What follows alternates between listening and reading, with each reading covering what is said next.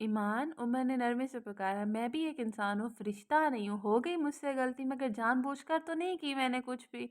सब अनजाने में, और जो हुआ मैं इसकी माफ़ी माँग तो रहा हूँ ना, और इसकी तलाफ़ी करने को भी तैयार हूँ। जैसा तुम चाहोगी वैसे तलाफ़ी करूँगा। ये, और अगर ये गलती अनजाने में कर बैठा हूँ, तो ये भी तो सोचो कि मोहब्बत भी तो तुमसे ही बेइंतहा करता हूँ। मैंने इसे मनाने की एक और कोशिश की। बत्ती बना लें आप इस मोहब्बत की। वो फिर से उमर से हाथ छुड़वाते गुस्से से तड़क कर बोली, ईमान, मैंने इसे सर लहजे में जैसे वार्न किया। माना कि तुम गुस्से में हो, फिर भी बात करने का एक तरीका होता है। गुस्से में आप में से बाहर क्यों हो जाती हो?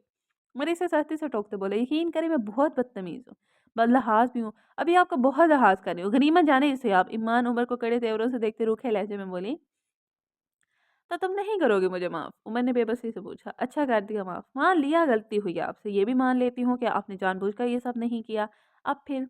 ईमान बाजू बाँधते उमर को सवालिया नज़र से देखने लगे। उमर ने अजीब अंदाज़ में उसे देखा, वो उसे एक ही पल में लाजवाब कर गई थी। अब फिर ये कि गलती मेरी है तो ठीक है, ठीक भी मैं ही करूँगा। जो इम्प्रेशन मैंने तुम्हारा खराब किया है, इसे मैं ठीक करूँगा। तुम्हें वो इज़्ज़त दिलाऊँगा जिसका तुम हक रखती हो। सारे ऑफ़िस के सामने तुम्हें तुम्हारा असल मकाम दूँगा। ईमान का गुस्सा अब भी उसके लहजे में झलक रहा था। नहीं चाहिए मुझे अब कुछ भी। मेरा आप पर से यकीन उठ गया है। जो भी कर लें मुझे फ़र्क नहीं पड़ता। मेरा मान टूट गया है आप पर से।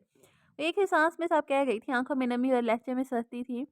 मैंने संजीदगी से इसकी बात सुनी, मगर अगले ही लम्हे इसकी आँखों में देखते हुए मैं महमद सा मुस्कुरा दिया था। मान तो नहीं टूटा तुम्हारा, वरना यूँ मुझसे दबंग अंदाज में लड़ तो ना रही होती। मतलब? ईमान ने उलझ कर इसे देखा। मतलब ये है कि तुम अभी भी मुझ पर पूरा हक जता रही हो, लड़ रही हो, खफ़ा हो रही हो, शिकायत कर रही हो। ये मान नहीं तो और क्या है जानम? और मैंने इसके कमर के गिर्द बाजू डालकर लबों पर मुस्कुराहट दबाई। नहीं हूँ मैं आपकी जानिब, इसे ही जानिब बनाई जाकर जिसे सबके सामने अपनी ही बाहों में उठा रखा था। ईमान इसके बाजू से निकलते हुए दूर हो गए। देखो अब जेलस भी हो रही हो। जी नहीं, जेलस होती है मेरी जूती, और अगर आपको ऐसा लग रहा है कि आप मुझे बहला लेंगे, तो ये गलतफ़हमी है आपकी। मैं अब भी नाराज़ हूँ आपसे। अच्छा जी, मगर बात तो कर रही हो मुझसे। और मैंने शरारत से कहा। माहौल की सख्ती को नरम करने के लिए बड़ी सफाई से इसने बात का रुख बदल दिया था। आप मुझे अंडर एस्टिमेट कर रहे हैं। ठीक है फिर, मुझे भी अपने दिल की भड़ास निकालनी थी, निकाल ली। अब भूल कर भी आपसे बात नहीं करूँगी। मनाएँ? मनाएँगे तब भी नहीं मानूँगी, और देखूँगी भी नहीं कि आपकी तरफ। कहते वो तन-फन करती हुई कंबल के अंदर जा घुसी। उमर गहरा मुस्कुराया। अच्छा ठीक है, अगर तुम बात नहीं करोगी तो मैं भी यहीं खड़ा रहूँगा। जब तक तुम मान नहीं जाती, जान छोड़ दे मेरी। ईमान जी चुहत्ते कम्फर्टर के अंदर से ही बोली थी, तुम्हें नाराज़ देखना मुश्किल है, और जान छोड़ना इससे भी ज़्यादा मुश्किल है। इसीलिए नो वे। उमर के इस जवाब पर ईमान गहरा मुस्कुराए थे। इसे अपनी मिन्नतें करते देख दिल कतरे बेहतर महसूस करने लगा था। चंद मिनट में वो ऐसे ही खड़ा रहा, मगर ईमान टस से मस ना हुई। जब गहरी खामोशी महसूस हुई, तो ज़रा सा कम्फर्टर उतारते आंखें बाहर निकाल कर ईमान ने चोर नज़रों से देखा। हाँ हाँ, देख लो, अभी भी यहीं खड़ा हूँ। उमर बोला तो वो फ़ौरन से पहले अपनी चोटी पकड़े जाने पर फिर से कम्फर्टर में दुबकी थी। दिल चाहा माथा पीट ले, भला क्या ज़रूरत आन पड़ी थी इसे देखने की? खड़ा था तो खड़ा रहता। ईमान ने दिल में खुद को कोसा, फिर अपनी ही हरकत पर खुद ही मुस्कुराने लगी कि अचानक इसे अपनी सराहने सरगोशी नुमा गहरी शरीर सी आवाज़ सुनाई दी। दबंग नाराज़गी के बाद आपके चेहरे पर खिलती हुई यह मुस्कुराहट क्या हमारी मार्फत की पज़ीराई का नतीजा है? उमर बोला तो ईमान के मुस्कुराते लब यकदम सिमटे थे। इन्हें कैसे पता मैं मुस्कुरा रही हूँ? मैं तो ब्लैकिंग के तर मुँह दिए हुए हूँ। ईमान चौंकी थी, माथे पर पुरसोच बाल पड़ गए थे, फिर चेहरा घुमाती ब्लैंकेट के अंदर से सुराख तलाश करने लगे। जैसे उमर ने इसे देखा था, पर सुराख तो कहीं नहीं था। वो मज़ीद झुंझलाई, फिर सर झटकते सोने की तैयारी करने लगी। उमर भी इसके पुख्ते इरादे भांप चुका था, तभी फ़िलहाल के लिए इसे मनाने का इरादा मुलतवी करते बुरा सा मुँह बनाए बेड पर अपनी जगह आकर लेट गया, और करवट लेते तरसी हुई निगाहों से कम्फर्टर में दुबकी ईमान को देखने लगा। दिल चाहा जो बाजू इसका कम्फर्टर से बाहर दिखाई दे रहा है, इसी बाजू से खींच कर इसे खुद में खींच ले, और फिर इसके बालों की मसरूर महक को रूह तक जज़ब करता, हस्बे मामूल नींद की वादियों में डूब जाता है। मगर रूठी महबूबा को मनाना बाकी था, तब ही दिली मुरादें तकमील तक पहुँच पाती। सर भरता वो आंखें मूंद गया था। हानि बड़े ही मज़े से ड्रेसिंग टेबल के सामने जमकर बैठी बेसुरी आवाज़ में गुनगुनाती चेहरे पर फेशियल मास्क लगा रही थी। रात होने के सबब कमरा नीम अंधेरे में डुबो रखा था, और स्किन केयर करने के बाद वो सोने का इरादा रखती थी। बलाए दबे कदमों कमरे में दाखिल हुआ तो वो दुश्मने जाम बाल बिखेरे ड्रेसिंग के सामने बैठी गुनगुना रही थी। इसकी बेसुरी सुर सुनते वलाज का हलक तक तेरी नज़रों में है तेरे सपनों में है नाराज़ी। मुझे लगता है कि बातें दिल की होती लफ्ज़ों की धोखेबाज़ी। वो दाएँ-बाएँ झूलती मस्त अंदाज़ में गा रही थी कि अपने पीछे एकदम से सुरीली मर्दाना आवाज़ सुनते पहले तो चौंकी। तुम साथ हो या ना हो क्या फ़र्क है? तुम साथ हो या ना हो क्या फ़र्क है?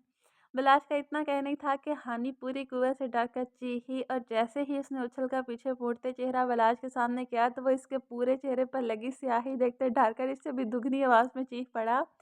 वनीम अंधेरे में से पहचान नहीं पाया था। ऊपर से बिखरे बाल और स्याह चेहरे पर चमकती सफ़ेद आँखें को काफ के परी होने का सबूत दे रही थी। बिलास चीहा तो हारिया इसकी चीख सुनते फिर से चीखी, क्या है आपको? फिर एकदम से होश संभालती चिढ़कर बिलास के कंधे पर थप्पड़ झड़ गई। तुम्हें क्या है? बिलास भी दुबदू बेजारी से बोला। और ये क्या डाइनो वाला हुलिया बना रखा है तुमने? विलायत दिल पर हाथ रख के सांस संवार के तो बोला, इसे फेस मास्क कहते हैं। हानिया सरतासा लिए बोली, अपनी ब्यूटी प्रोडक्ट्स के बारे में कोई भी गलत बात सुनना इससे बर्दाश्त से बाहर था। जो भी कहते हैं हटाओ इसे, कसम तो बहुत डरावनी लग रही हो। वैसे ही डरावनी हो ये लगाने से और ज्यादा हो गया। बिलाय ने बुरा सा मुंह बनाया, इतनी ही डरावनी लगती हूँ तो मत करे ना शादी मुझसे। हानिया को बिलाज की बात बुरी लगी थी। शादी तो मैं तुमसे करके ही लूंगा, चाहे तुम हूर लगो या डाइन। ये आप हर बात में मुझे डायनो से क्यों मिला रहे हैं? हानिया तब कब बोली, क्योंकि हनी डार्लिंग आपने गौर से आईना नहीं देखा शायद। ये जरा रुख मोड़ कर एक नजर खुद को देखा हो। रात के कहने पर हानिया माथे पर बाल डालते पीछे मुड़ी और बड़े से विरह में अपना चेहरा दाएं बाएं मोड़ती न समझी से देखने लगे। देखे कहाँ से लग रही हूँ डाइन? अपने चेहरे की भरपूर इंस्पेक्शन करने के बाद हानिया पूरे एतमाद के साथ बोली तो बिलाज मुंह खोल कर इसे देखा। अंधी है, दिखाई नहीं दे रहा या नजर कम आता है? गौर से देखो, एक भी नक्श वाजिया नहीं है सिवाय इन सफेद खौफनाक डेलों के। बिलाज इसे गर्दन की पूंछ से पकड़कर जबरदस्ती शीशे के करीब झुकाते बोला, हाँ तो कह रही हूँ ना, मास्क लगाया है, असल शक्ल थोड़ी ना ऐसे ही। ऐसे है मेरी, देखिएगा अभी उतारूंगा ना जी तो बहुत अच्छी लगूंगी। हानिया उत्तरा आकर बोली, तुम्हें पता भी है ये जो तुमने अच्छा लगने के लिए मुंह पर कालक मली है ना, इसे किसी जमाने में लोगों के मुंह पर तब मला जाता था जब वो कोई बहुत ही बड़ा। हानि की तगड़ी घूरियां देखते बिलाज की बात मुंह में रह गई थी। जैसे जैसे शादी करीब आ रही थी वह हर वक्त जी सरकार जी हजूर करने वाली हानिया के अंदाज भी बदल रहे थे। अब वो चुई मुई सी हानिया नहीं लगती थी जैसे पहले हुआ करती थी। जब भी बिलाज दिखाई देता वो जी करती रह जाती थी। मगर अब इसके अंदाज प्योर बीवियों वाले होते जा रहे थे और ये सारा हिरैन की जानिब से मिलने वाली ट्रेनिंग का असर था। क्या बहुत बड़ा? वाइब्रोज खाते बोली, बहुत ही बड़ा। बिलाज अटका। हाँ जी, क्या बहुत ही बड़ा? हानि सख्ती से बोली। क्या मुसीबत है हनी यार, टाइम स्पेंड करना आता हूँ मैं तुम्हारे साथ और तुम हर वक्त या तो शर्माती हो या घबराती हो या फिर घूरती हो। बिलाज की बात सुनते हानि एकदम से मुस्कुराने लगी। हाँ, मुस्कुराने से कितने खूबसूरत डाइन लग रही हो। अब देख लें, अब इस बार आप शुरू कर रहे हैं, फिर कहेंगे मेरा कसूर है। अच्छा छोड़ो सारी बातें, इधर आके बैठो। बिलाज इसे बस से पकड़ता बेड पर बैठा गया और खुद भी इसके साथ बैठ गया। ये देखो मैं तुम्हारे लिए क्या लाया। बिलाज ने ट्राउजर की पॉकेट में हाथ डालते एक लंबी बारीक चेन निकाली जिस पर खूबसूरत से नगों के साथ एच पी लिखा था। वाह! ये कितनी प्यारी है जी। वो खुशी से मुँह खोलते बेचैन को देखते हानि की आँखें चमकी थी। आपसे ज़्यादा प्यारी नहीं है जी। बिलाज इसकी नकल उतारते बोला तो हानिया की गालें इसकी पुरतबश निगाहों से ढकने लगी थी। डोंट ब्लश जाने जाना, वरना तुम्हारे इन लाल टमाटरों को कच्चा खा जाऊँगा मैं। बिलाज हमारे भरे लहजे में बोलता है, मैं इसके दोनों गालों का अपने हाथों में बरते स्क्वीज़ कर गया। इसकी शिद्दत पर हानि कराही बिलाज ने इसके गाल चूमते इसकी गलाई गलाई में गोल्डन ब्रेसलेट सजा दिया। बहुत हो, ये तुम्हारे लिए बना है और तुम्हारी ही कलाई पर खूब सज रहा है। बिलाज लव्स एचबी पर लब रखते बोला तो हानि ने पहली फुर्सत में अपनी कलाई बिलाज से छुड़वाई थी जिसके लब ब्रेसलेट से होते इसकी कलाई पर रेंगने को तैयार थे। चले जाएं अब। इसकी बात पर बिलाल के माथे पर बल पड़े। अभी तो आया हूँ, ऐवें ही चला जाऊँ? अभी तो बैठूंगा, तुम्हें दिल भर कर देखूंगा भी, फिर जाऊंगा। बिलाज बेड पर नीम दराज होते मुस्कुराया तो हानिया ने इस पर से नजरें घुमा ली। इसे पता था जब तक बिलाज का दिल भरना चाहे चाहता वो यहाँ से कहीं भी नहीं जाने वाला था। अपने वजूद पर वजन महसूस करते इतने धीरे से आंखें खोली, पर्दों से छिन कर आती रोशनी सुबह होने का पता दे रही थी। ज़हन बेदार हुआ तो वो मुस्कुराकर खुद से लिपट कर सईमान को देखने लगी जो बेड पर कम इसके सीने पर ज़्यादा लेटी हुई थी। फिर एक जानदार मुस्कुराहट होठों को छू गई।